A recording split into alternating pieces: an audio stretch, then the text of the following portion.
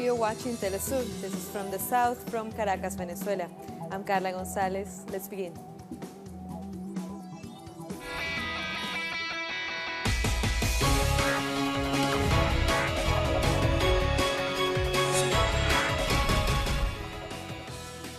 In Brazil, far-right Jair Bolsonaro has been elected the new president. According to the country's electoral court, with 99% of the votes counted, Bolsonaro has won 55% of the vote. Fernando Haddad of the Workers' Party won 44% of the vote. The court announced the results during a press conference.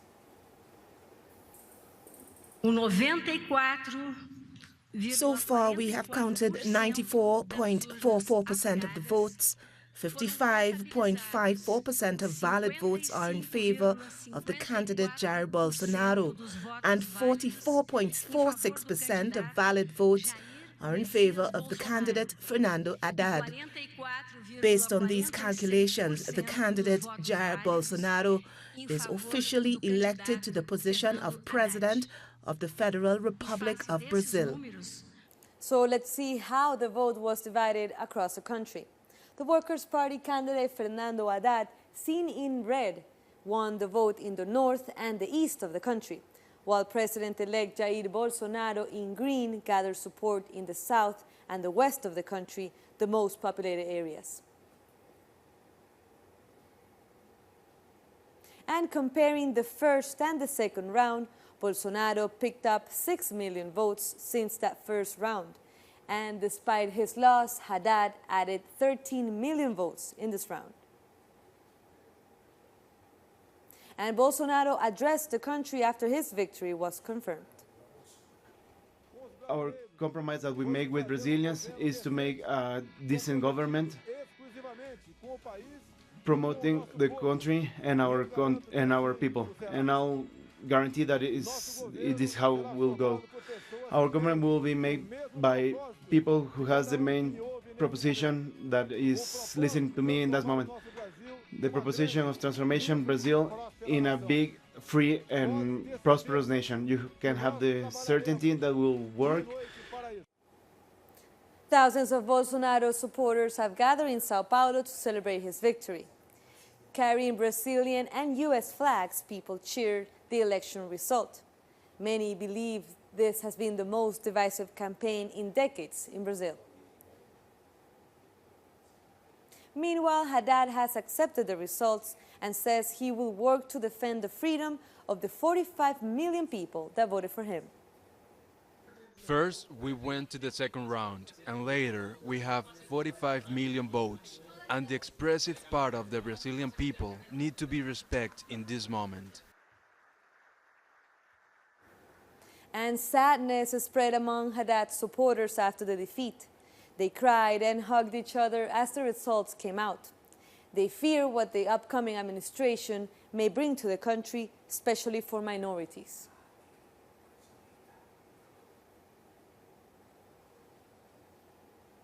People have taken to the streets in Rio de Janeiro to show their disapproval for the results, and riot police has fired tear gas on protesters in Sao Paulo.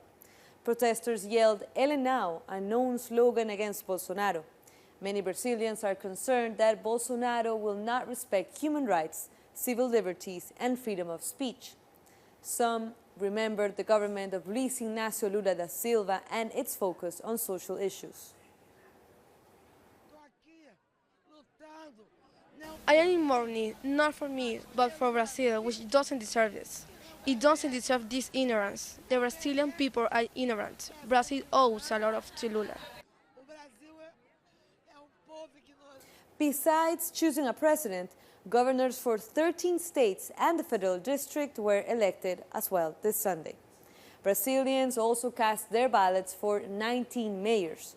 Some states went to a second round of voting in order to elect a governor. This second round of votes altogether had the highest abstention in the country since 1998, with more than 31 million Brazilians that did not vote, which is 21.9% of the total voters. 147 million were eligible to vote. and there will be just one woman holding the office of state governor in all of Brazil. Fátima Becerra from the Workers' Party, seen in this photo with former President Lula da Silva, has been elected governor of Rio Grande do Norte. She was elected with nearly 60% of the votes. A heavy dose of opposition protests were held around the world against Bolsonaro. People gathered outside the Brazilian embassy in London under the slogan Ele Não. Holding banners and purple slogans, they protested against the far-right figure.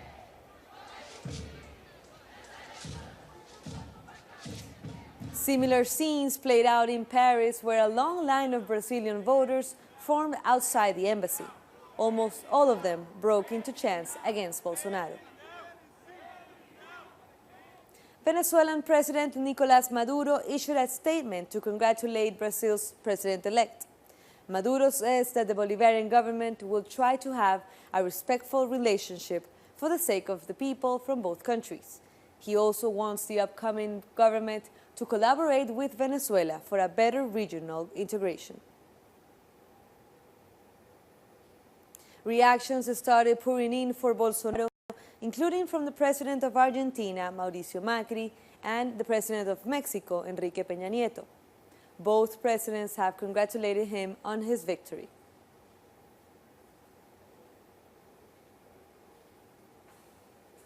Earlier, Brazil's current president, Michel Temer, promised a calm transition.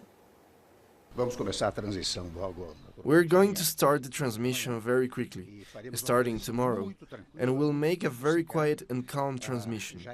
Everything related to the transition in all government areas is almost organized. The president-elect's team, when they get in touch, will receive all the information from the actual government about what has been done and what needs to be done.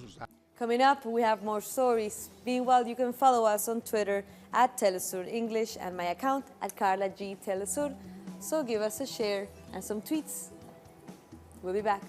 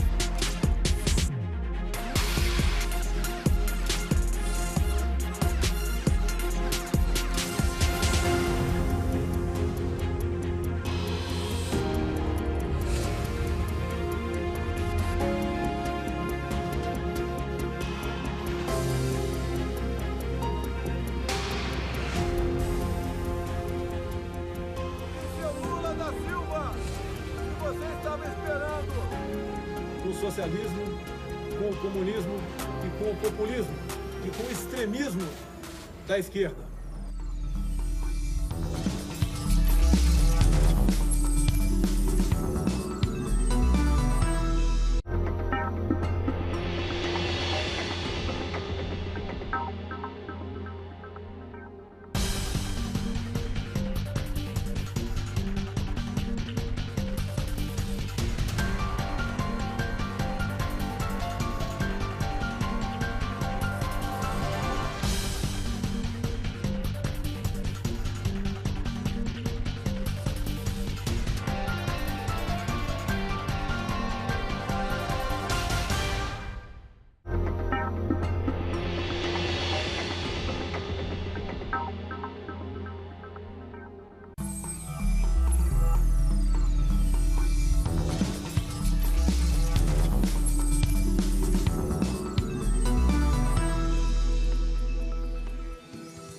Continue with our stories.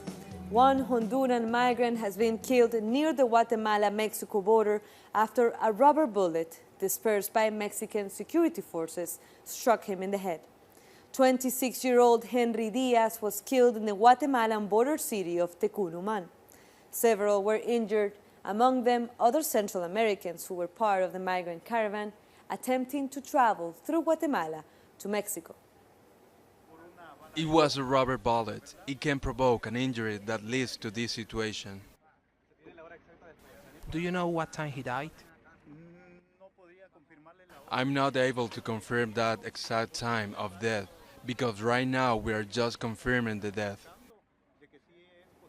Meanwhile, the first group of the migrant caravan has reached the Mexican town of San Pedro Tapanatepec in the state of Oaxaca. The group was held up for hours when a police blockade prevented them from leaving the town of Arriaga in Chiapas state. Residents offered food, water, and other supplies to the thousands of people heading to the U.S. border. The migrants' next stop will be Santiago Niltepec, about 54 kilometers away.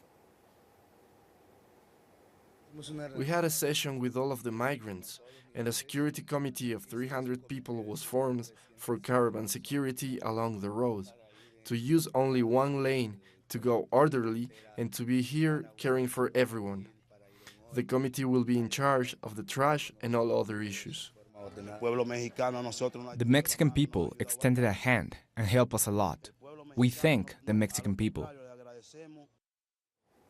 The Mexican president has announced that the government will offer migrants medical care, education for their children, and access to temporary work as long as they stay in 2 southern states.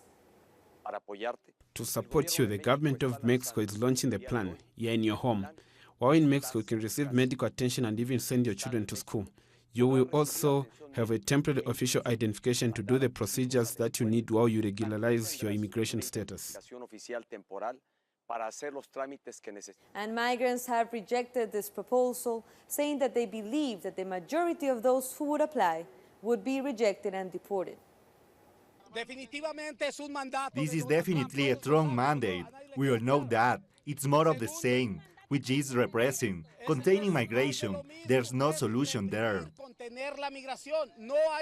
A rally in support of the migrant caravan has taken place in Honduras, but those who took to the streets were faced with police repression. Early on Friday morning, a caravan in solidarity with the Honduran migrants arrived in Tegucigalpa, and they are demanding the resignation of Juan Orlando Hernandez. We couldn't remain silent. We couldn't stand idly by. We need to stand up for our brothers who were driven out of the country.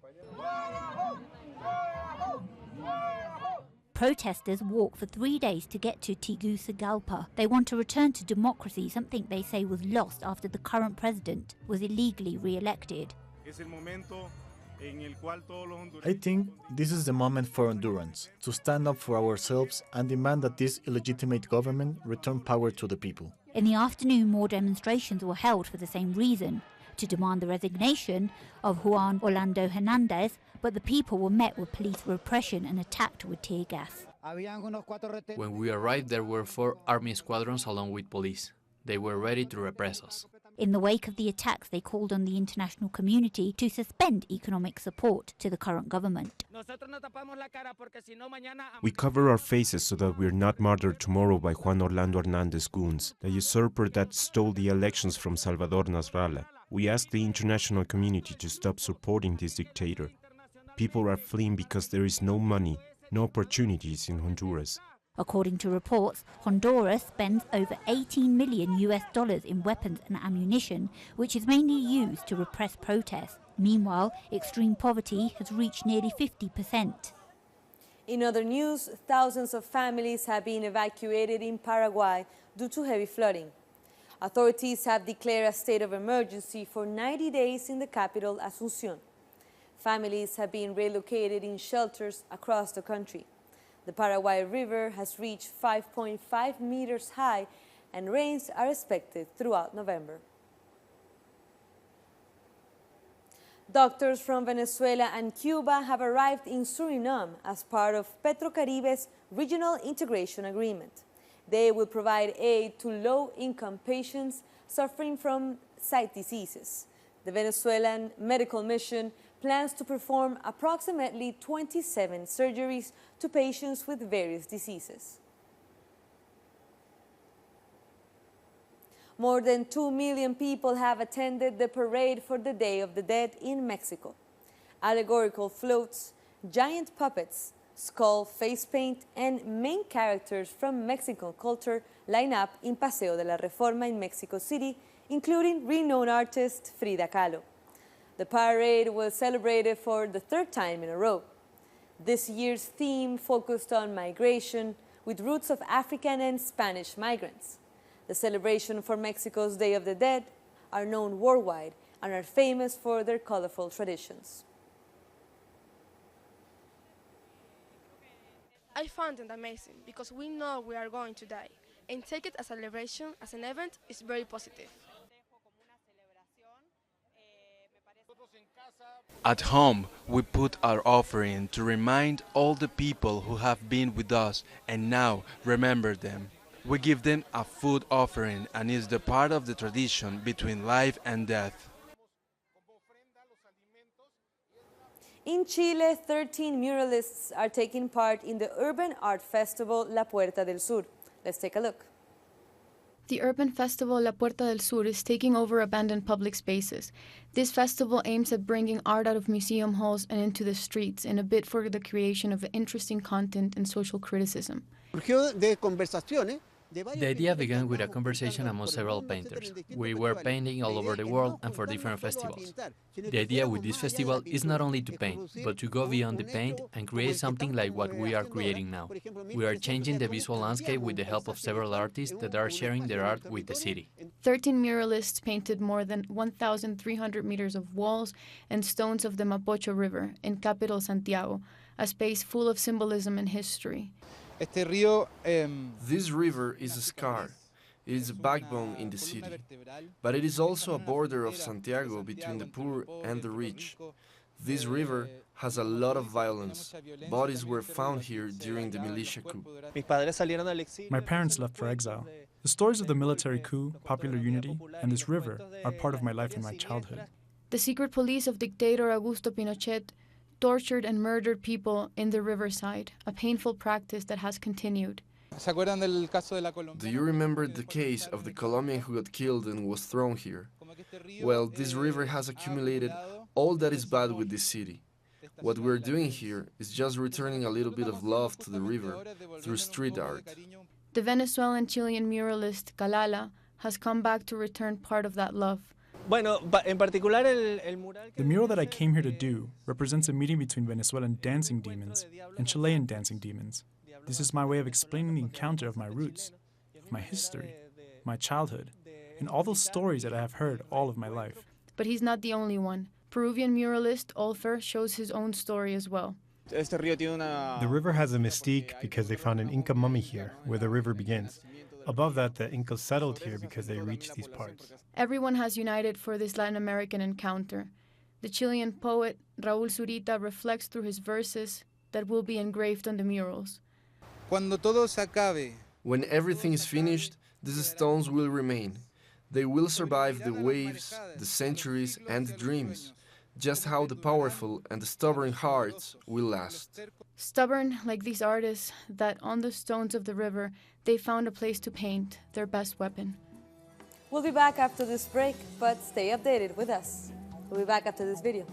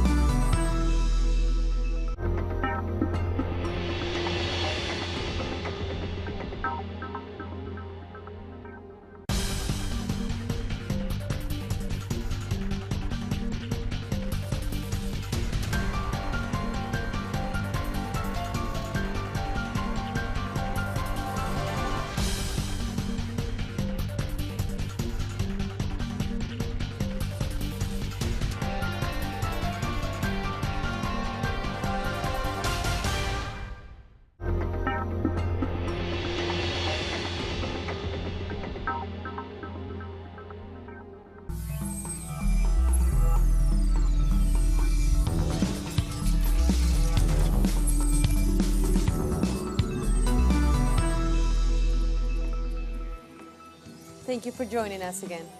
An Indonesian aircraft has crashed during its route from Jakarta to Pangkal Pinang. According to authorities, the plane from the company Lion Air would have been carrying 189 people, including passengers and cabin crew. A search and rescue effort has been launched for the JT610 plane, requesting help in the sea outside Java. The evacuation process could be quick with the help from other institutions. I am sure the military and police will help to speed up the evacuation. According to early information, there are 189 people, which includes passengers and crew on board the flight. The United Nations has warned that over 14 million people are at risk of famine in Yemen. This is due to a Saudi-imposed blockade on Hodeidah port and Sana'a airport. The UN called for a humanitarian ceasefire around facilities involved in food and aid distribution, but Saudi Arabia and its allies have ignored this call. According to the World Health Organization, nearly 10,000 people have been killed in Yemen and more than 56,000 injured since 2015. The cases that we receive here in the hospital arrive in severe stages of disease, close to death. We do our job and try to bring them back to life. Some cases get better and some others get worse because they already suffer from malnutrition and got to the hospital too late. Israel's security forces have opened fire on Palestinian farmers, and at least one of them has been injured. The group of unarmed farmers were doing their daily work in the north of the Gaza Strip, and another group of farmers has also been shot near a refugee camp in central Gaza. At least 6 people have been killed and dozens wounded in Afghanistan when a suicide car bomb targeted a bus carrying police officers and civilians. The attack took place in the province of Maidan Wardak. The Taliban claimed credit for this attack, and the explosion targeted a vehicle that was carrying people to their place of work near a military base in Maidan Sar city. In the morning, a bomb on a car exploded among civilians who were going to work near the gate of Maidan Wardak Central Base. The incident happened about 2 kilometers from the gate of the base, and unfortunately 24 civilians, including 2 militants, were wounded and 6 others killed. The president of Sri Lanka has dismissed his prime minister for conspiring against him. President Maithripala Sirisena made the decision after it was revealed that a cabinet member was in a plot to kill him.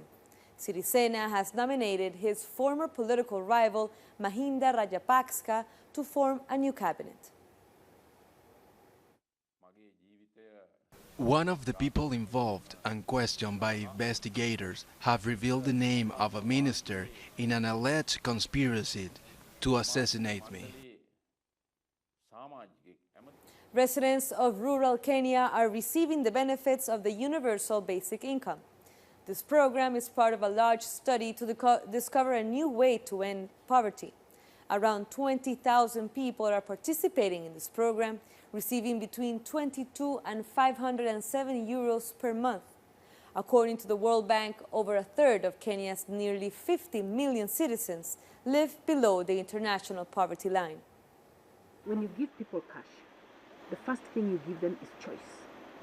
Pretty much, we are telling you, like, here are the resources.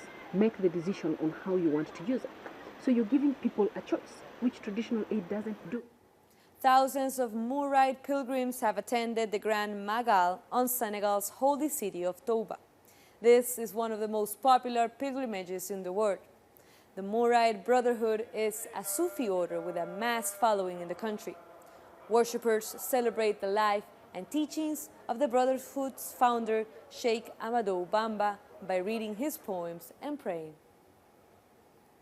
The Magal is a religious meeting and at the same time an act of devotion as well. It also allows us to come and visit Sheikh Ahmadou Bamba's tomb. It is an important religious event for the entire Mouride community. Germany's ruling party and its coalition allies have lost support in Hesse's regional election. For the first time, the far-right Alternative for Germany won 12% of the vote. Chancellor Angela Merkel's Christian Democrats gained 28% of the vote, although the party came first. In the last polls, it had won over 38%, now losing a 10% margin.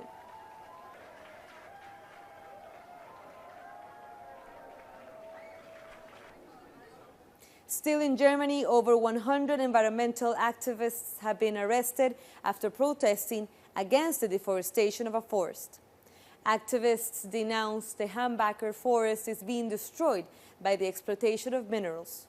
The mining company RWE extracts more than 40 million tons of lignite coal, one of the most polluting minerals. Activists say they will continue to defend the 600 hectares in the reserve that are left in the forest, of a total of 6,000 that used to form it.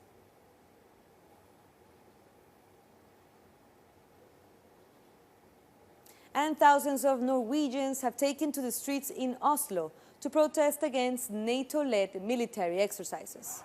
People marched holding banners denouncing the military exercises and also calling for peace between Norway and Russia. Anti-NATO protests were also organized on Saturday in Bergen, Norway's second-largest city, and in the southern city of Kristiansand. We think that this is a threat to the Norwegian people, and we don't like this aggression towards Russia. We are for diplomatic talks rather than this kind of war exercises, war games. Ireland has voted to lift an enforced constitutional ban on blasphemy in the latest secular reform for the Catholic country. The ban was overturned with 65% of voters in favor, following recent votes to allow abortion and same-sex marriage. The referendum coincides with a presidential election which saw President Michael Higgins win a landslide second term with a 56% vote in this race of 6 candidates. Heavy rains have caused floods and landslides in the Italian village of Ovaro and its surrounding areas. Rain has damaged houses and properties in the area of the northeast Friuli-Venezia-Giulia region. The local government is calling on authorities to help with the damage. In Morocco, people have been celebrating the Saleh festival of Boujloud, also known as the Moroccan Halloween. Dressed in costumes, sheepskins, and spooky masks, people dance with traditional music through the cities of Saleh, north to the kingdom's capital, Rabat. The annual Boujloud festival is a local ritual where color, art, and diversity are aimed at bringing joy to citizens. And that story brings us to the end of this news brief. But as you know, this and other stories, you can find them on our website at telesurtv.net/English. Here you can follow everything that we've been discussing today, and you can update on all the topics that you're interested in. We're also on Facebook, Twitter, and Instagram. I'm Carla Gonzalez, and until the next time, thank you for watching Telesur, connecting the Global South.